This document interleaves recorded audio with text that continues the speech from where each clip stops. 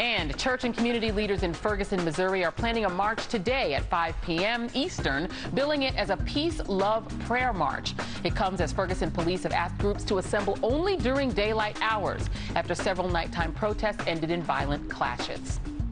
And as the country watches the growing turmoil on the streets of Ferguson, Missouri this week, one very high-profile observer has finally weighed in. Yesterday afternoon, President Obama made his first public comments about the fatal police shooting of unarmed teen Michael Brown. Comments he made from Martha's Vineyard, where he's on a 2-week-long working vacation. The written statement reads in part, "I know the events of the past few days have prompted strong passions, but as details unfold, I urge everyone in Ferguson, Missouri and across the country to remember this young man through reflection and understanding. We should comfort each other and talk with one another in a way that heals, not in a way that wounds." Jason Johnson teaches political science at Hiram College, and he's also the politics editor for The Source magazine. And Jonathan Capehart is an opinion writer for The Washington Post and an MSNBC contributor. And gentlemen, thank you for being here, because whenever you have questions of President Barack Obama and race, it's always like there's several third rails. All the rails are third rails. And I want to start by reading you guys a statistic. President Obama on race.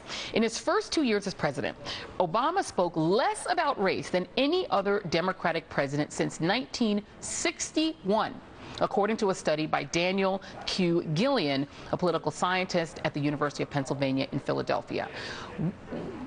What, you're going to ask why? Discuss. Well, he was supposed to wave this magic wand and heal every racial problem in the country, and we were going to be post-racial, and he can't. He can't, because number one, he doesn't have the solution to all the problems that face the country, and two, no matter what he says, the people who don't like having a black president are going to criticize him for it. And I want to play you before and I'm going to get Jonathan to weigh in too.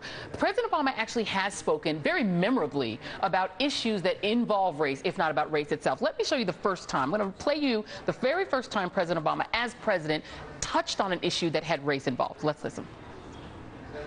I think it's fair to say, number one, any of us would be pretty angry. Number two, that the Cambridge police acted stupidly in arresting somebody when there was already proof that they were in their own home.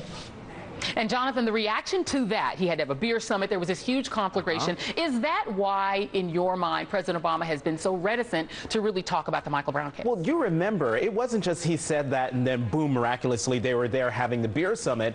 All hell broke loose when the president said that. When he spoke from the heart. That was a very honest answer and a very... And it was his friend. Yeah. Exactly, and it was his friend. And I think the other factor involved here that sort of ratcheted up the criticism was the fact so high, and you know, you can't solve all the problems in one answer. And I think the statement that he put out yesterday, and you highlighted the section that I was going to highlight, and that was basically telegraphing to the people he knows will be listening to him, the African Americans in Ferguson, saying to them, cut it out. Right. Because what you're doing is taking away from what we really should be talking about, and that is, how is it possible that an unarmed teenager in shorts and a t-shirt get gunned down in broad daylight? Right, but I want to play you, Jason, and get you to weigh in, because this is another time that, to Jonathan's point, when it is an issue where he is uniquely in the position to speak to African Americans,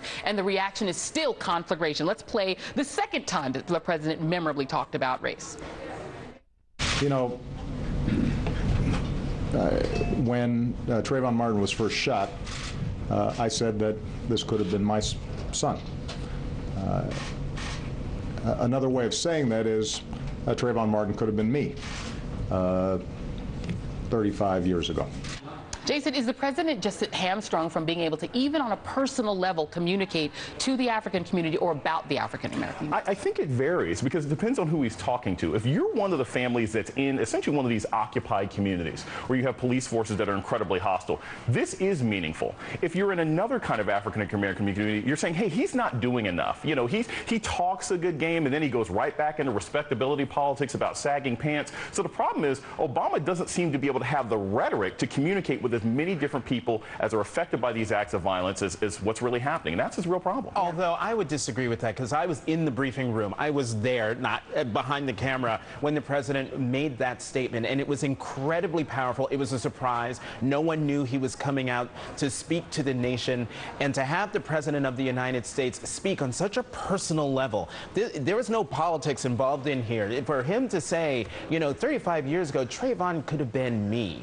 Right. That spoke to, he was speaking for himself, but sending the message to everybody, not just African Americans, but everybody, that African American men live with this burden of other people's suspicions, and it doesn't matter where they come from, whether they're in these occupied communities that you were talking about, or whether they're living in the White House. And yet, the reaction to that was not to say, oh, you know, let's have this conversation. The reaction was to immediately polarize the situation and make Trayvon Martin an article of politics, where being for or against him became a political matter. Exactly. It was a mask that a lot of people could use to hit Obama with this sort of racial cudgel. And let's be honest, a lot of people, I disagree, because some people say, wow, that was really meaningful. What have you done?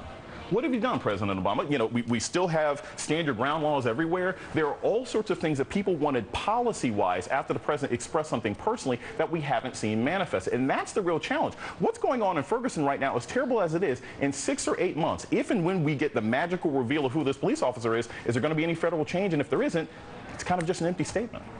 Federal change, but I mean, this is a larger conversation, because there's only so much the president can do. We are a federal system. The president can't come down from on high and say, you must do this, this must change. I mean, I think expectations need to be a little more reasonable.